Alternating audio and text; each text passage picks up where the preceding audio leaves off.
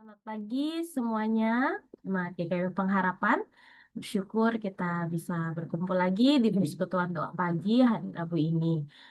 Dan kita semua bersyukur juga mungkin ada yang dalam keadaan sehat atau mungkin masih ada yang dalam keadaan pemulihan gitu ya pasca sakit.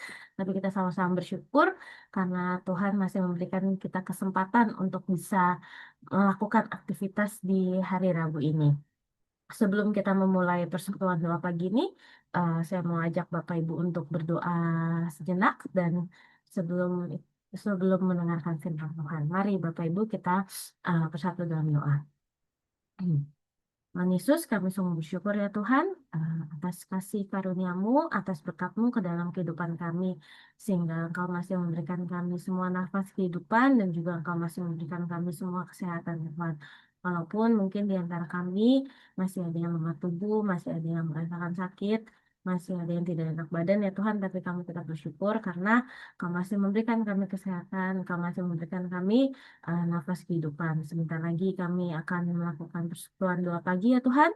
Kiranya persekutuan doa pagi ini bisa berjalan dengan lancar dan setiap doa-doa yang kami panjatkan bisa Engkau jawab seturut dengan waktu yang sudah Engkau tentukan. Dan juga Engkau yang berkati hamba-Mu, Paniko yang akan membawakan firman Tuhan. Kiranya Tuhan yang memberkati dan Engkau yang pakai lidah bibirnya ya Tuhan dalam menyampaikan firman Tuhan supaya setiap firman yang disampaikan oleh hamba-Mu bisa menjadi berkat bagi kami semua dan tentunya dapat kami teruskan dan kami lakukan dalam kehidupan kami sehari-hari. Terima kasih ya Tuhan Yesus. Haleluya. Amin. Sebelum kami sama-sama mendengarkan firman Tuhan, mari Bapak Ibu kita mengangkat pujian Aku Mengasihi Engkau Yesus. Engkau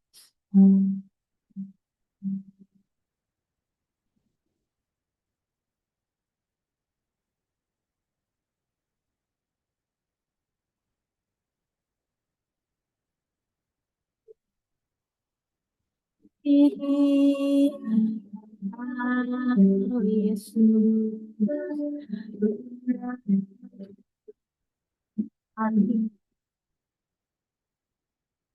Aku mengasihi Engkau Yesus.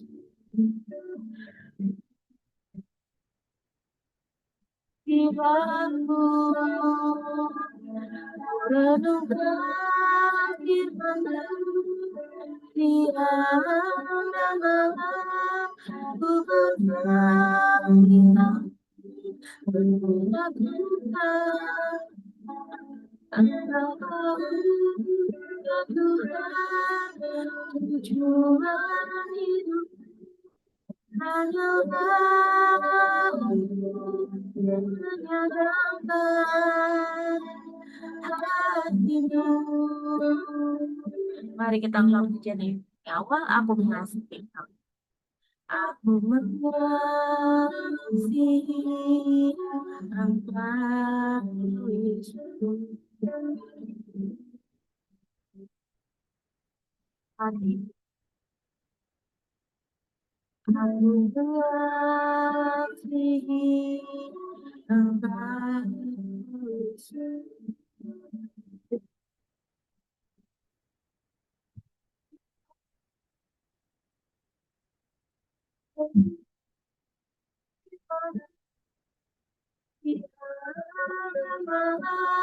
Aku pernah memintamu, aku lakukan.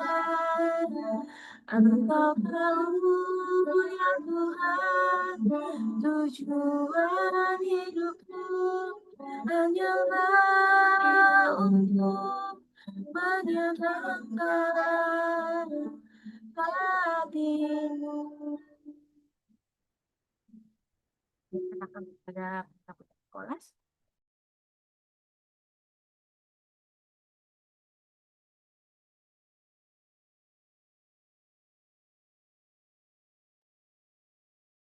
Shalom, Bapak Ibu sekalian dikasih Tuhan. Mari sebelum kita bersama-sama merenungkan kebenaran firman Tuhan, kita mempersiapkan hati kita dan berdoa.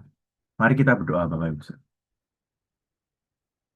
Tuhan, kami bersyukur ketika pagi hari ini Kau memberikan kami kesempatan untuk boleh bangun dengan tubuh yang sehat, dengan pikiran yang segar, dan kami boleh kembali memulai hari ini dengan bersama-sama bersekutu di dalam persekutuan doa pagi ini, Tuhan. Sebentar lagi kami akan bersama-sama merenungkan firman Tuhan. Tolong kami supaya kami boleh bersama-sama belajar, kami boleh mengerti, memahami, lebih boleh melakukan firman Tuhan yang akan kami renungkan ini dalam kehidupan kami. Kami serahkan untuk pendengaran firman Tuhan ini dalam tangan-Mu. Hanya di dalam nama Tuhan Yesus kami sudah berdoa. Amin. Ya, Bapak Saudara, hari ini saya mau mengajak kita semua untuk merenungkan satu kebenaran firman Tuhan dari bagian yang sama seperti hari Minggu kemarin, yaitu dari Mazmur 119 ayat 33 sampai ayatnya yang ke-40.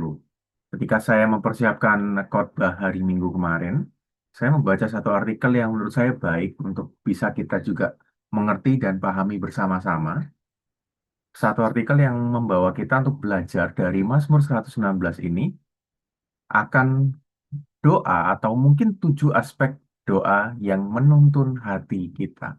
Nah, kita akan sama-sama mempelajarinya dari Mazmur 119 ayat yang ke-33 sampai ayat yang ke-40. Kalau kita ingat kemarin hari Minggu, Bapak Saudara, kalau kita lihat Mazmur 119 ayat 33 sampai 40 ini, kita melihat bagaimana sang pemazmur memiliki satu kecintaan kepada firman Tuhan. Bahkan ia punya satu kerinduan yang begitu mendalam terhadap firman Tuhan itu sendiri. Dari Mazmur 119 ayat 33 sampai ayat 40, secara khusus kita belajar dari pemazmur bahwa perlu adanya satu kerinduan yang mendalam, satu kecintaan yang mendalam terhadap firman Tuhan. Dan kita bisa melihat bahwa sebenarnya bagian ini bukan sekedar satu kata-kata biasa, tapi ini bisa menjadi satu nyanyian, satu ungkapan kasih pemazmur. Bahwa firman Tuhan di dalam kehidupan pemazmur dan juga kiranya di dalam kehidupan kita, jadi satu hal yang sepenuhnya cukup, bahkan sangat diperlukan bagi kehidupan kita. Bukan hanya cukup untuk apa yang kita percayai, tetapi juga dapat menuntun akan bagaimana kita hidup di tengah dunia ini. Karena kita belajar bahwa firman Tuhan itu selalu menyediakan jawaban yang tepat untuk setiap pertanyaan, setiap masalah, setiap persoalan yang kita hadapi sebagai orang percaya, bahkan di zaman ini pun. Dan kita harus mengerti dan mempercayai hal ini. Karena inilah yang diajarkan oleh firman Tuhan itu sendiri. Dan hari ini kita akan sama-sama belajar. Kita akan berfokus kepada 7 aspek doa atau 7 doa yang dapat menuntun hati kita.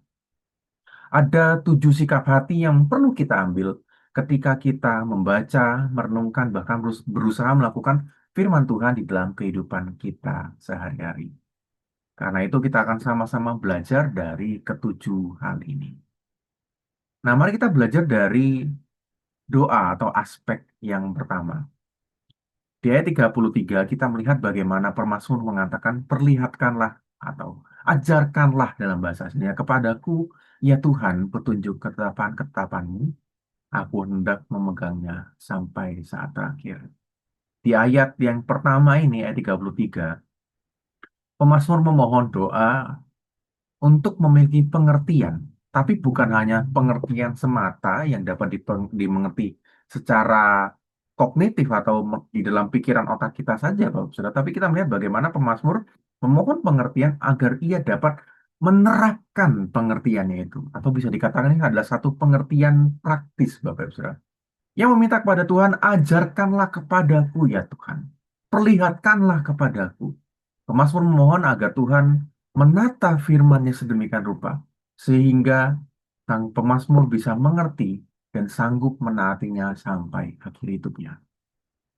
Dan ini harus menjadi salah satu doa kita, baik dalam pembacaan kita pribadi ketika kita membaca firman Tuhan, maupun ketika kita beribadah bersama-sama di gereja. Untuk memohon satu pengertian yang praktis, Bapak Saudara. Karena tidak bisa dipungkiri bahwa kadang-kadang kita sulit menghubungkan firman Tuhan yang kita baca dengan kehidupan kita sehari-hari, bukan? Saya pun pernah mengalaminya, Bapak Saudara. Saya ingat waktu masih muda gitu ya, waktu saya SMP, waktu saya SMA, atau bahkan waktu sekolah minggu gitu ya, Bapak Ibu.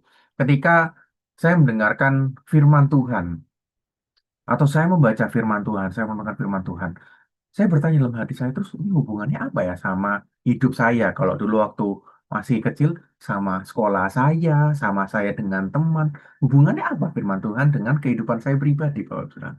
Nah, ini yang juga mungkin seringkali dihadapi oleh kita semua sebagai orang percaya, karena terkadang tidak semudah itu untuk bisa langsung mengkaitkan atau menghubungkan firman Tuhan dengan kehidupan kita sehari-hari, Bapak Saudara.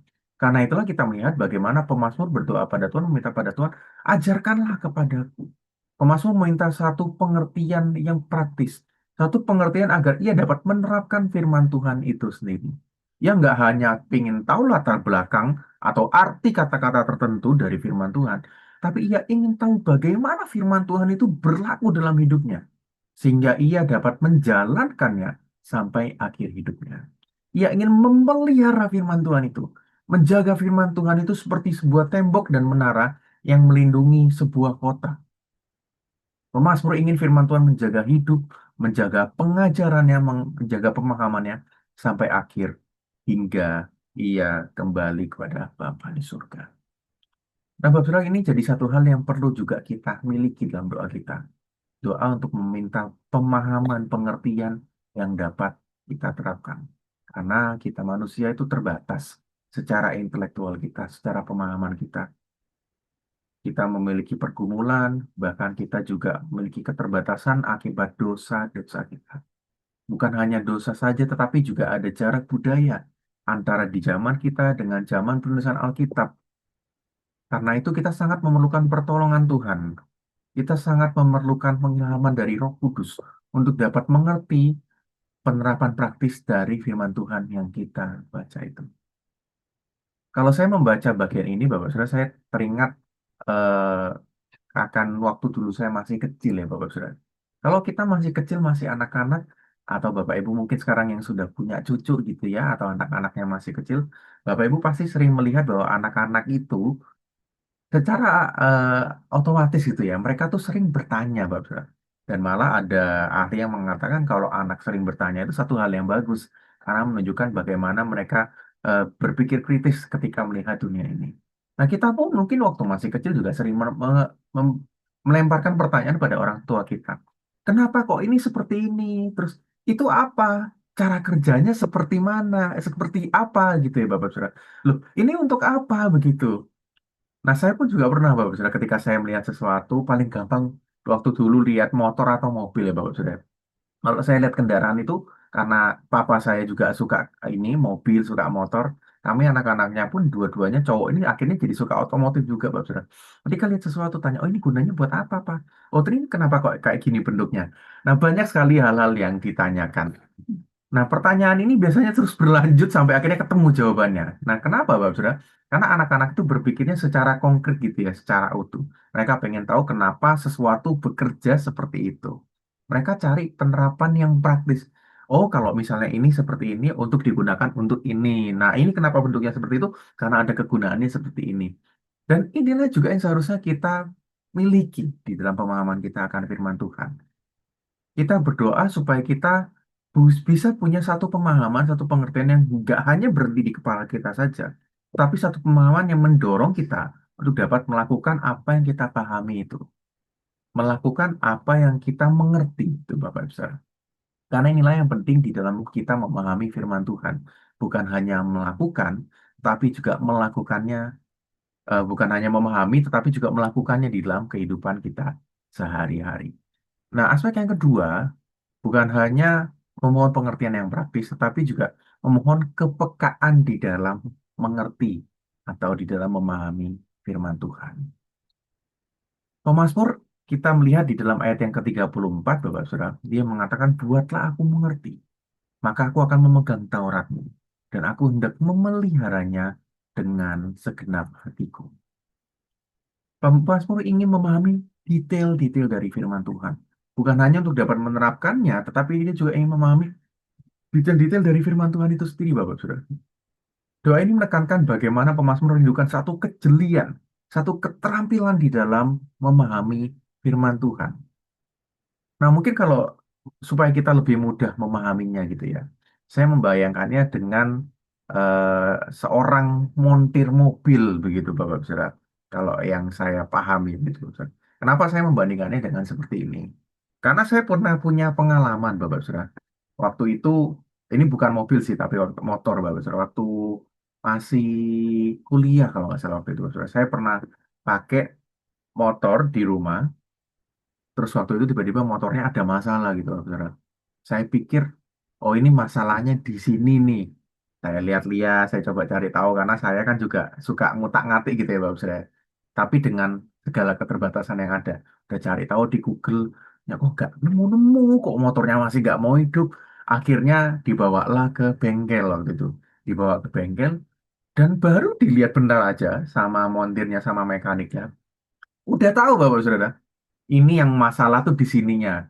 Kadang ya luar biasanya begitu ya, saya namanya montir profesional atau mekanik yang profesional itu dia nggak perlu sampai bongkar jelimet sampai harus cari tahu gimana aja, tapi dia punya kepekaan bahkan dari suara-suara mesin saja nih, oh suara mesinnya gini nih ada masalah seperti ini. Dan bahkan mungkin beberapa dari kita bapak-bapak khususnya gitu ya punya kepekaan yang seperti ini, Bapak Saudara. Jadi ada satu perbedaan antara orang yang benar-benar mengenal kalau dalam konteks ini ya mengenal kendaraannya itu motor atau mobilnya dengan orang-orang seperti saya mungkin baru belajar begitu Bapak Saudara. Nah, ini satu hal yang juga bisa membantu kita untuk memahami akan doa yang dimintakan oleh pemazmur, yaitu kepekaan dalam mengerti. Waktu itu pemahaman saya tentang kendaraan, tentang motor itu jelas berbeda jauh dibandingkan dengan montir yang memang profesional mengerti tentang kendaraan motor itu sendiri, Bapak Saudara. Nah, ini jadi satu hal yang perlu kita pahami. Dan pemazmur pengen punya kepekaan yang seperti itu.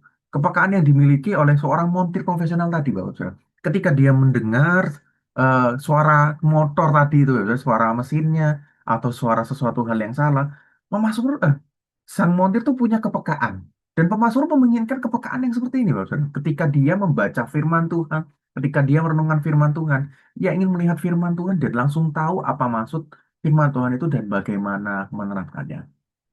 Mazmur ingin selalu menghubungkan tentang apa yang ia pahami, doktrin-doktrin yang ia mengerti dengan kehidupannya, dengan apa yang ia bisa lakukan supaya dia bisa memeliharanya dengan segenap hatinya. Dan salah satu cara menumbuhkan kepekaan ini adalah dengan cara membaca firman Tuhan itu sendiri.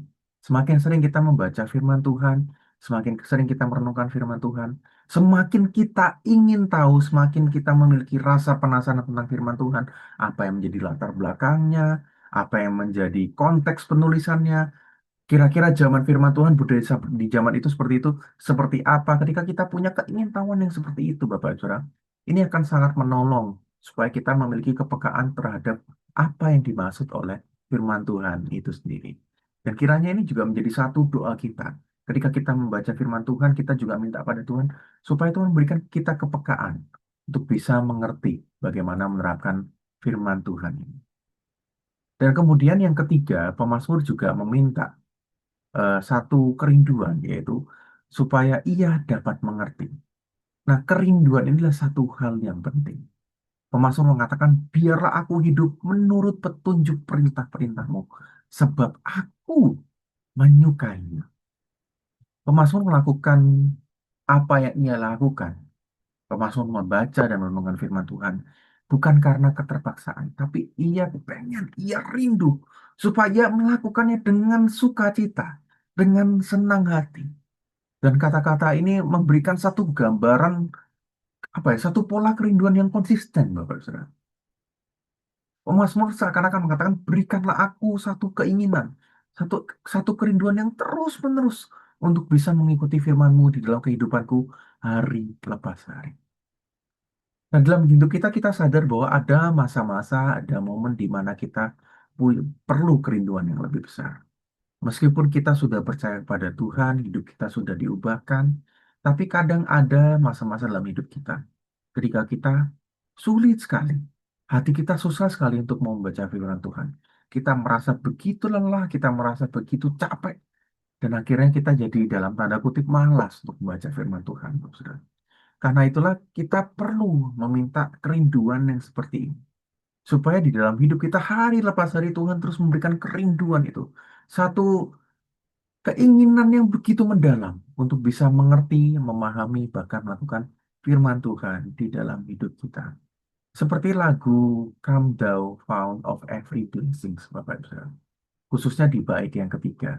Di bait yang ketiga dalam lagu ini kita melihat bahwa dikatakan bahwa aku dipikat oleh dunia untuk meninggalkan kasih-Mu, Tuhan.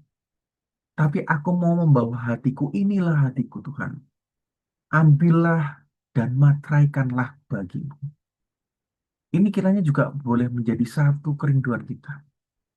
Untuk kita terus menyerahkan hati kita kepada Tuhan. Karena kita sadar bahwa di tengah dunia ini banyak sekali godaan. Iblis tidak henti-hentinya mencobai kita. Karena itu kita juga harus secara sadar untuk meminta kepada Tuhan. Agar kita punya kerinduan yang lebih besar.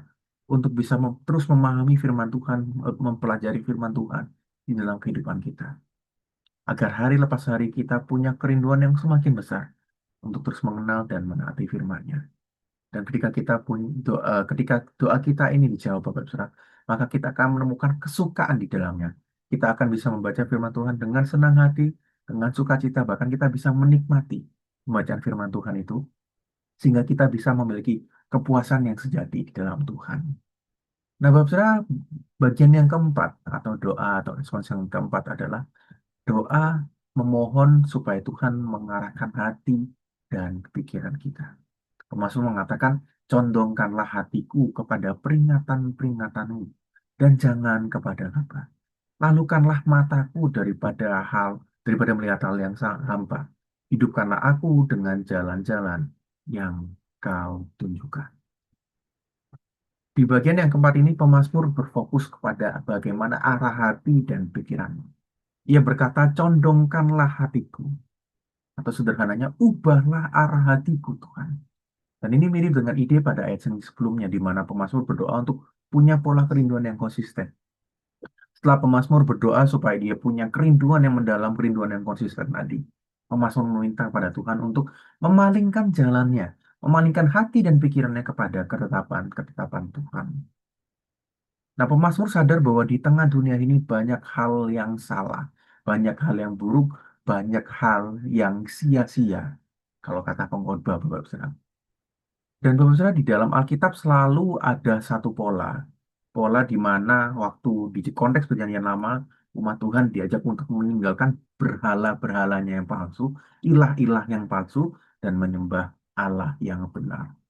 Lalu di dalam perjanjian baru, khususnya di surat-surat para rasul, kita juga sering melihat bagaimana dalam perjanjian baru, di surat-surat para rasul, ada satu dorongan untuk menanggalkan cara hidup mereka yang lama, yaitu cara hidup kedagingan dan mengenakan cara hidup yang baru, manusia baru mereka, yaitu hidup di dalam roh. Dan keinginan ini melibatkan satu perubahan arah, Bapak Saudara. Perubahan arah yang signifikan, bukan hanya perubahan pikiran saja, tetapi lebih dalam lagi perubahan hati kita. Nah, kalau menggambarkannya, saya teringat dulu waktu kecil ada satu mainan saya pernah dibelikan mainan itu mainannya itu kayak puzzle gitu ya Bapak Saudara untuk mengarahkan bolanya ini dari satu titik A ke titik B dari start ke finish Bapak Saudara. Nah untuk mengarahkan bola ini supaya masuk otomatis kita harus menggerak-gerakkan mainannya ini ya. Kalau misalnya startnya di sebelah kiri, finishnya sebelah kanan, ya kita harus menggerakkan terus ke arah kanan. Bahkan karena ada naik turunnya kadang harus diarahkan naik, turun, ke kiri, kanan, supaya kita bisa sampai ke arah titik tujuan yang kita mau capai itu, Bapak Saudara. Nah, kalau saya lihat mainan ini, Bapak Saudara, sebetulnya dalam kehidupan kita, eh, kehidupan beriman kita ya, begitu, Bapak Saudara, ini jadi satu hal yang membantu kita untuk memahami. Seperti mainan tadi, harus dicondongkan arahnya, harus dimiringkan ke arah kanan, kiri, atas, atau bawah. Ketika kita hidup di dalam Tuhan, kita juga harus secara sadar mencondongkan diri kita mengarahkan hati dan pikiran kita terus kepada firman Tuhan, terus sesuai dengan kehendak Tuhan, supaya kita bisa selalu secara sadar melakukan perintah Tuhan, kehendak Tuhan dalam kehidupan kita. Karena kalau kita tidak secara sadar berjuang melakukan hal itu, Bapak Saudara, maka kita akan dengan mudahnya terhasut oleh dunia ini. Karena iblis punya 1001 cara untuk menjauhkan kita, untuk mencondongkan hati kita menjauh daripada Tuhan. Karena itulah untuk melawan iblis itu sendiri, juga melawan kedagingan kita, kita juga harus secara sadar berusaha mencondongkan arah hati dan pikiran kita untuk terus selalu sesuai dengan apa yang Tuhan inginkan, terus selalu sesuai dengan apa yang Tuhan kehendaki di dalam kehidupan kita. Padahal dalam doa kita kita mengatakan, Tuhan condongkanlah hatiku, miringkanlah hatiku ke arah ketetapanmu, ke arah firmanmu, dan jauhkanlah aku dari segala keserakahan, dosa maupun kesia-siaan dalam hidup ini. Kemudian di yang kelima, bagian yang kelima, saudara, pemazmur juga memohon supaya dia punya fondasi yang tepat, fondasi yang kuat di dalam hidupnya. Yang mengatakan, teguhkanlah pada hambamu ini janjimu yang berlaku bagi orang yang takut kepadamu. Pemazmur meminta agar dia punya satu fondasi, satu dasar yang kokoh di dalam hidupnya, yaitu firman Tuhan itu sendiri. Kata teguhkanlah ini memberikan satu kesan yang lengkap, yang suatu kesan yang kuat, yang teguh. Suatu fondasi yang menjadi tempat berpijak bagi bangunan atau mungkin bagi orang-orang, Bapak. Dan fondasi ini sangatlah kuat, sangatlah solid, dan tidak mudah goyah. Dan kita pun perlu berdoa supaya mendapatkan fondasi yang kokoh dalam firman Tuhan. Artinya kita perlu berdoa pada Tuhan supaya firman Tuhan ini jadi satu dasar yang kuat dalam hidup kita, sehingga firman Tuhan juga membentuk bagaimana cara kita berpikir, bagaimana kita berbicara, dan bagaimana kita bertindak dalam kehidupan kita. Dan semuanya itu berkaitan dengan kata tadi, Bapak Saudara, kepada orang yang takut kepadamu. Ketika kita takut akan Tuhan, maka kita akan dapat percaya kepada perkataan Tuhan, pada firman Tuhan. Kita akan percaya kepada hal yang benar, kita akan dapat berkata yang benar sesuai dengan yang Tuhan kehendaki, dan kita akan dapat melakukan hal yang benar itu. Dan inilah dasar yang kokoh, di mana kita sebagai orang-orang percaya dapat menjalani hidup kita untuk memuliakan Tuhan. Kemudian yang keenam, Bapak Saudara, pemazmur juga berdoa memohon perlindungan daripada Tuhan. Perlindungan dari Tuhan yang berdaulat atas hidupnya dan juga hidup kita ini. Pemazmur sadar bahwa di tengah dunia ini banyak hal yang bisa menjauhkannya dari Tuhan. Banyak hal yang bisa mencelakainya. Dan pemazmur memiliki satu kekhawatiran, bahwa bagaimana ia hidup, bagaimana ia berkata, bertindak tadi, itu juga bisa mempengaruhi kesaksiannya akan Tuhan. Nah, Bapak Saudara, saya suka bagaimana cara Matthew Henry menjelaskannya dalam tafsirannya, Bapak Saudara. Di bagian ini, Matthew Henry menjelaskan bahwa Daud berdoa itu supaya terhindar dari celaan sebagaimana sebelumnya di ayat yang ke-22.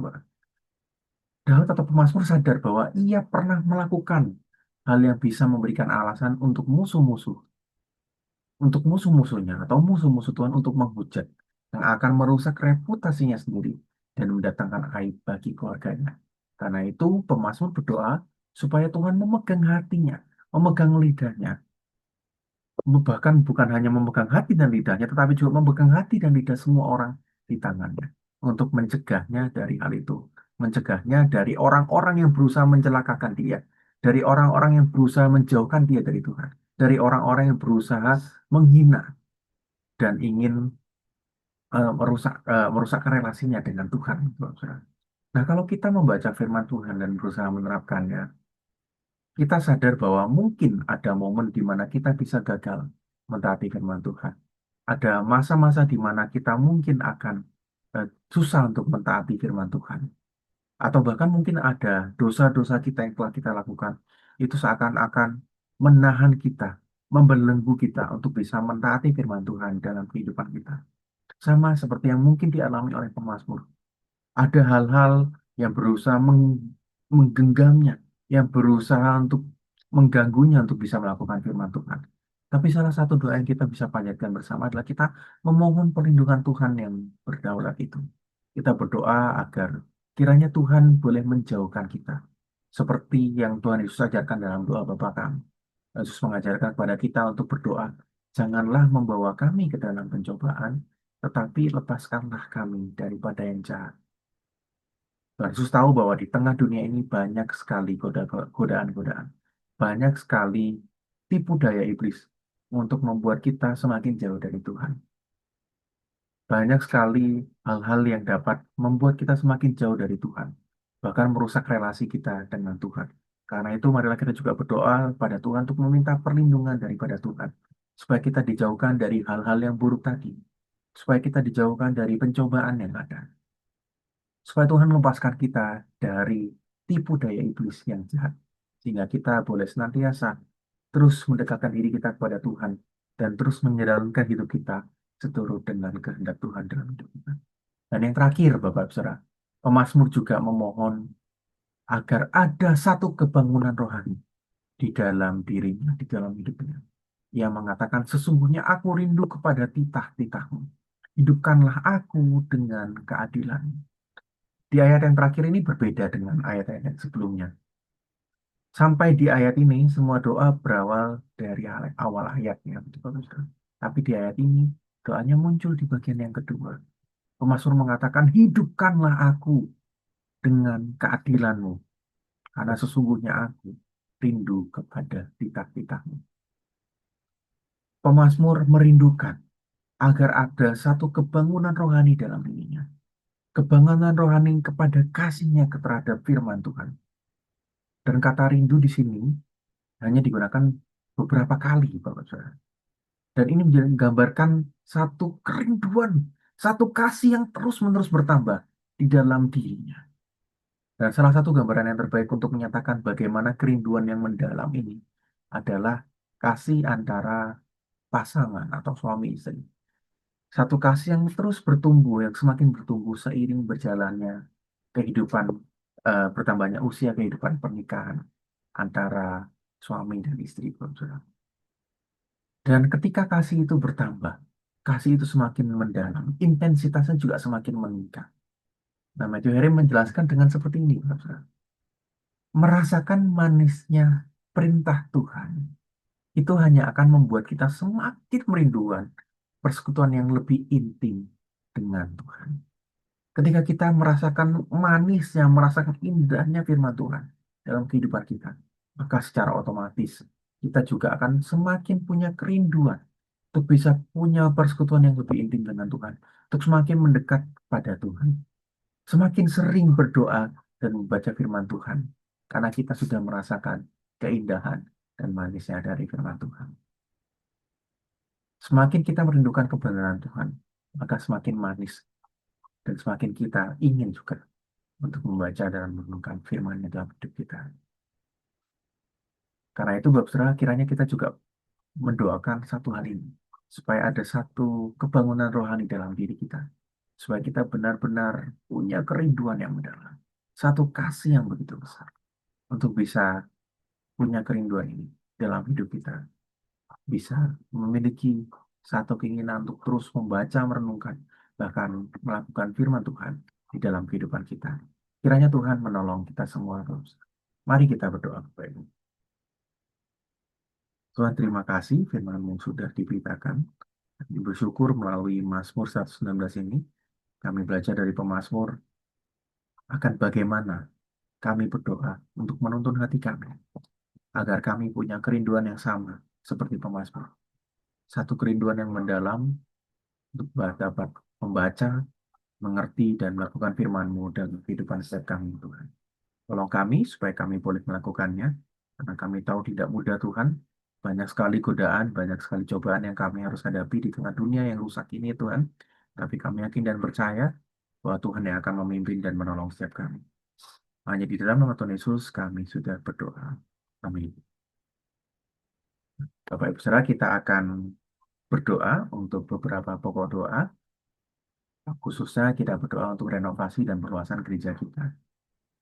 Yang pertama kita akan berdoa untuk beberapa pokok doa ini, secara khusus tentang dana dan kondisi lingkungan gereja maupun sekitar gereja. Mari kita akan berdoa bersama-sama dan saya akan memimpin dalam doa. Mari kita berdoa bersama. Tuhan Yesus, kami bersyukur untuk gereja kami, ya Tuhan. Kami bersyukur selama beberapa bulan ini, gereja kami boleh direnovasi, gereja kami boleh diperbaiki, sehingga dapat semakin nyaman digunakan, dapat semakin baik, dan dapat semakin dipakai untuk pekerjaan Tuhan yang semakin besar melalui gereja kami, Tuhan. Dan Bapa, kami rindu berdoa untuk kebutuhan dana yang dibutuhkan dalam proses renovasi maupun perluasan gereja kami ini, Tuhan. Kami bersyukur Tuhan untuk setiap dana yang sudah terkumpul hingga saat ini. Setiap dana yang sudah boleh dipakai untuk proses renovasi gereja kami ini, Tuhan. Dan kami juga mau berdoa bagi setiap orang-orang jemaat Tuhan, orang-orang yang mengasihi Tuhan, yang sudah memberikan sebagian dari yang mereka miliki untuk membantu dana dari renovasi dan perluasan gereja kami ini, Tuhan. Kiranya Tuhan juga boleh memberkati, Tuhan yang juga boleh mencukupkan setiap kebutuhan dari orang-orang yang mengasihi Tuhan tadi. Tuhan yang boleh berkati pekerjaan mereka, Tuhan yang boleh berkati keluarga mereka masing-masing. Sebab kami yakin dan percaya ketika mereka sudah memberikan yang terbaik bagi Tuhan, Tuhan pun juga akan senantiasa memimpin, menyertai, dan membimbing kehidupan mereka. Tuhan tidak akan pernah meninggalkan mereka. Bahkan Tuhan akan memberkati mereka, memberikan mereka dengan yang terbaik yang daripada Tuhan. Kami juga terus berdoa Tuhan untuk dana yang akan terus dibutuhkan dalam proses renovasi dan perluasan gereja kami ini, Tuhan. Setelah proses renovasi ini selesai, masih akan diperlukan dana untuk perbaikan alat musik maupun penambahan alat-alat untuk media. Karena itu kami berdoa Tuhan, sama seperti Tuhan yang sudah mencukupkan setiap kebutuhan dana untuk pekerjaan renovasi gereja sampai saat ini, Tuhan yang juga akan mencukupkan setiap kebutuhan dana lainnya, termasuk di dalam peremajaan alat-alat musik maupun media yang nantinya juga akan kami perlukan ini Tuhan. So, kami rindu Tuhan nanti ketika kami boleh kembali beribadah di gereja kami ini, semuanya dapat dipersiapkan dengan baik, bahkan setiap alat-alat yang dipergunakan juga boleh berjalan dengan baik semuanya, sehingga kami pun boleh beribadah dengan semakin fokus pada Tuhan, dengan semakin dekat pada Tuhan. Kiranya setiap alat-alat nantinya yang dapat dipergunakan juga boleh menunjang setiap kami, untuk kami boleh semakin fokus pada Tuhan di dalam ibadah-ibadah kami. Karena itu kami berdoa Tuhan, kiranya Tuhan yang boleh mencukupkan setiap dana-dana yang dibutuhkan ini. Kami yakin dan percaya Tuhan yang akan mengirimkan orang-orang yang mengasihi Tuhan. Bahkan Tuhan juga memberikan kami hikmat kebijaksanaan agar kami dapat mengelola, bahkan dapat mengatur keuangan setiap dana yang Tuhan percayakan pada kami ini, agar kami dapat membeli setiap kebutuhan yang diperlukan nantinya sesuai dengan apa yang dibutuhkan, sesuai dengan apa yang Tuhan titipkan dan percayakan pada kami ini, ya Tuhan. Bapak kami juga bersyukur untuk setiap orang-orang, setiap jemaat yang boleh Tuhan pakai itu turut ambil bagian dalam renovasi ini. Bukan hanya orang-orang yang eh, mau memberikan sebagian yang mereka miliki melalui dana yang mereka miliki Tuhan, tapi siapa orang-orang yang bahkan mau menyediakan rumah mereka, siapa orang yang mau terus berjerilah membantu perluasan dan renovasi gereja kami ini, bahkan yang setiap jemaat kami yang terus berdoa bagi renovasi gereja kami ini hari lepas hari. Kami mau bersyukur untuk mereka, Tuhan. Dan kami mau terus berterima kasih karena Tuhan telah mengirimkan orang-orang yang mengasihi Tuhan ini. Biarlah Tuhan juga boleh terus pimpin berkati mereka dalam kehidupan mereka, ya Tuhan. Ketika mereka turut ambil bagian di dalam renovasi gereja kami ini, membangun rumah Tuhan. Tuhan yang kiranya juga memberkati mereka dengan yang terbaik daripada Tuhan. Dengan berkat-berkat yang berlimpah yang daripada Tuhan. Terima kasih ya Tuhan. Kami juga terus berdoa Tuhan untuk situasi gereja maupun di sekitar gereja, khususnya di dalam masa renovasi dan pembangunan ini. Kiranya Tuhan yang boleh berkati agar lingkungan gereja boleh semakin kondusif. Tuhan yang boleh berkati setiap tetangga-tetangga maupun orang-orang sekitar gereja agar dapat bersikap baik, bahkan mendukung renovasi dari gereja kami ini sadar. Kami Tuhan, kami sadar bahwa ketika proses renovasi berjalan mungkin akan bising, menimbulkan beberapa eh, suara yang cukup bising mungkin Bapak Tuhan. Kami rindu agar kiranya Tuhan yang boleh memberikan eh, hati yang mau mengerti kepada setiap tetangga maupun orang-orang sekitar. Tuhan yang juga boleh memberikan hikmat kepada setiap mandor maupun tukang ataupun eh, setiap panitia renovasi untuk dapat memberikan pengertian kepada tetangga maupun orang-orang sekitar agar kiranya Tuhan kami rindu renovasi ini tidak menjadi batu sandungan tetapi bahkan menjadi berkat bagi tetangga bahkan bagi orang-orang di sekitar kami Tuhan. Kami serahkan semuanya dalam tangan-Mu. Kami juga berdoa ya Tuhan, agar kiranya Tuhan menjauhkan, melindungi gereja kami ini daripada orang-orang jahat, daripada pencuri maupun orang-orang yang ingin berbuat jahat terhadap eh, tukang mandor maupun gereja kami ini ya Tuhan. Kiranya Tuhan yang boleh melindungi semuanya. Kami serahkan siap doa kami dalam tangan-Mu. Hanya di dalam nama Tuhan Yesus kami sudah berdoa. Amin.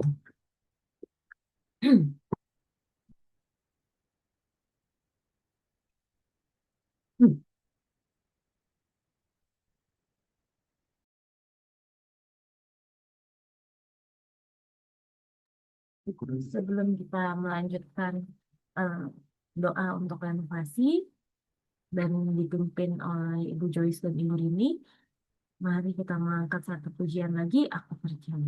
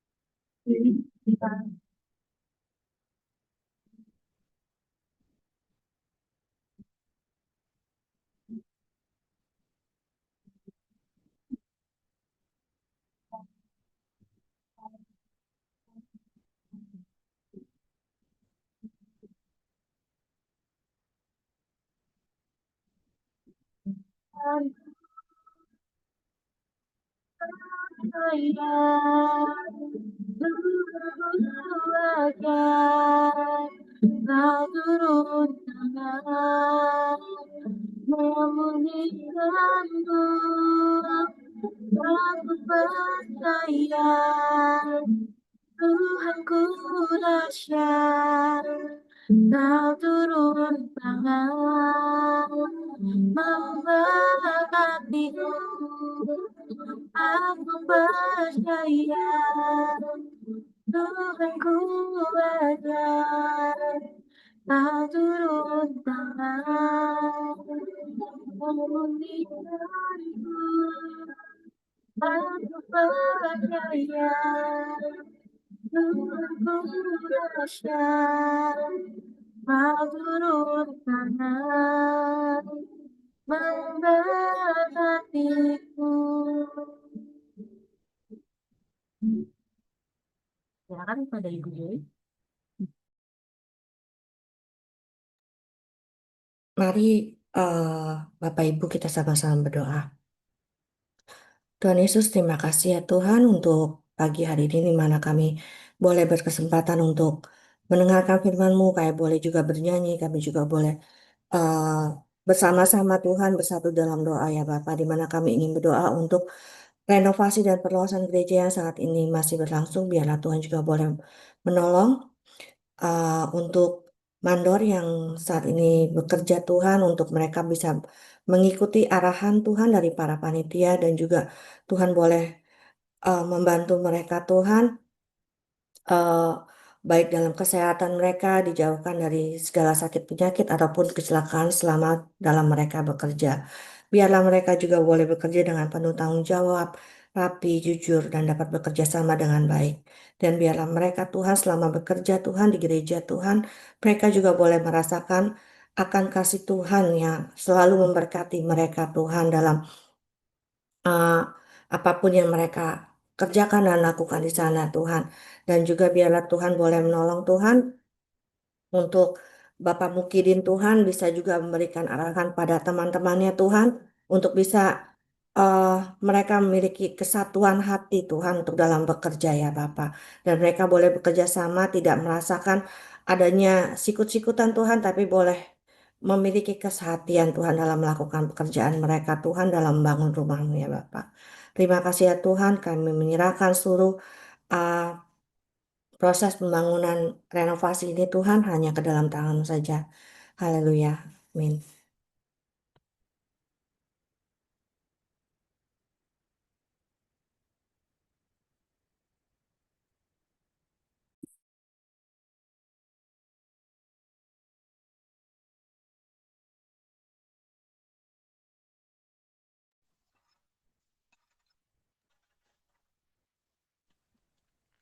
Saya serahkan ke Ibu Rini.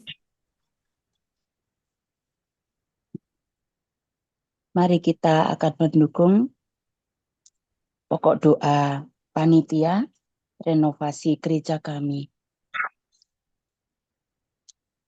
Tuhan Yesus, Bapa kami yang di surga, terima kasih pada pagi hari ini kalau kami boleh bersatu untuk mendukung panitia yang menangani renovasi gereja kami. Biarlah campur tangan Tuhan selalu ada pada panitia yang menangani renovasi ini ya Tuhan.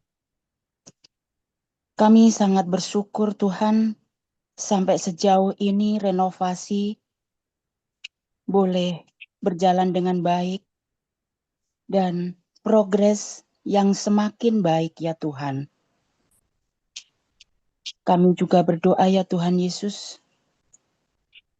Mohon berkatilah Diaken Juliana, Diaken Melisa, Diaken Lidiatin, Ibu Lianawati dalam usaha pencarian dana untuk mendukung dana renovasi yang masih kurang. Biarlah Tuhan juga tolong, biarlah makanan-makanan yang dijual boleh mendapatkan ide-ide yang baru yang akan dijual selama renovasi belum terselesaikan dana yang kita butuhkan. Tuhan Yesus yang baik, kami mohon ya Tuhan, Engkau akan berikan hikmat yang terbaik untuk menuntun, yaitu Penatua Rudi, Bapak David, dan Ibu Sylvia dalam mengerjakan renovasi ini untuk mengarahkan mandor dan tukang-tukang. Biarlah boleh sejalan panitia renovasi dengan pengerja mandor dan tukang ini, sehingga menghasilkan renovasi yang terbaik, yang bermutu, sehingga bangunan ini boleh kami tempati dan kami akan membuat gereja kami ini untuk selalu berkumpul dan bersekutu untuk memuliakan nama Tuhan. Kami serahkan juga Tuhan, khususnya mandor dan tukang-tukang ini, boleh sehati dan sepikir dengan tulus hati untuk mengerjakan pembangunan ini. Tuhan Yesus, kami juga berdoa Tuhan, biarlah hikmat-Mu yang terbaik menuntun seluruh panitia renovasi gereja kami ini. Setiap memutuskan segala hal, biarlah sehati, sepikir, sejalan, sehingga rumah-Mu ini ya Tuhan, boleh berdiri dengan kokoh dan kesatuan hati untuk merenovasinya. Kami menyerahkan semua panitia ini, mandor juga tukang, ke dalam tangan kuasa Tuhan, sehingga hikmat-Mu benar-benar tercurah untuk gereja kami ini. Kami menyerahkan doa kami ini ke dalam tangan kuasa Tuhan. Biarlah Tuhan sendiri yang akan memberikan hikmat kepada khususnya kami semuanya, jemaat-Mu boleh mendukung. Di dalam nama Tuhan Yesus Kristus, kami sudah berdoa dan mengucapkan syukur. Amin. Terima kasih kepada Ibu Joyce dan Ibu Rini. Sekarang kita akan melanjutkan untuk berdoa bersama dengan pokok doa syafaat yang sudah dibagikan. Sebelum kita menaikkan pokok doa yang sudah dibuat, kita akan mengangkat pujian Dia Hanya Sejauh Doa, dan nanti untuk doa tutup akan dipimpin oleh pendeta DSS. Mari Bapak Ibu, kita akhiri persekutuan doa ini dengan mengangkat pujian Dia Hanya Sejauh Doa.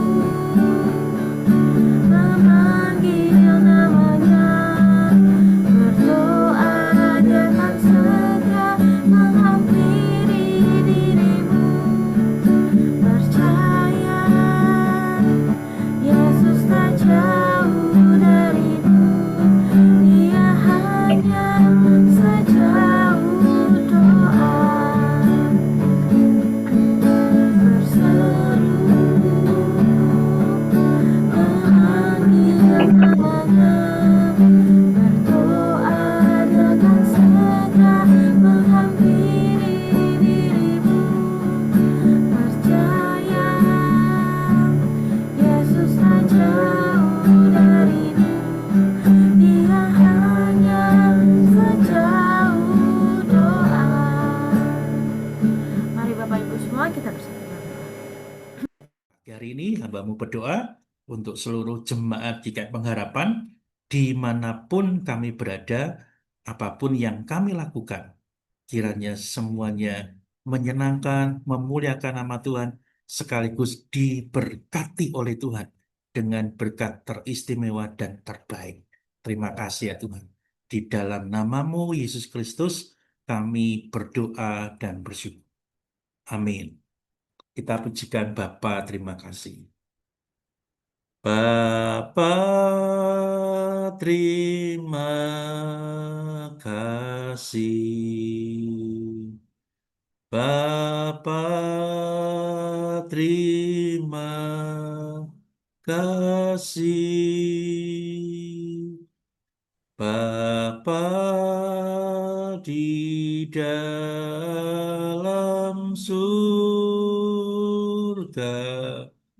ku berterima kasih